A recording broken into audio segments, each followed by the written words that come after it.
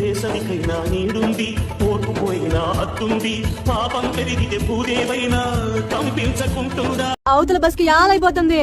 ఇయాలప్పుడు యాడికి పోయినవరా సూర్యుడు? ఆలుగుతున్నావా?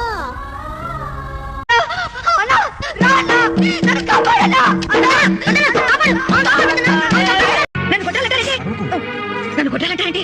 కానీ నా కళ్ళు కొడుకు, నేను వాడి కళ్ళు తల్లి. ఊరా నన్ను అమ్మ అంటుంటే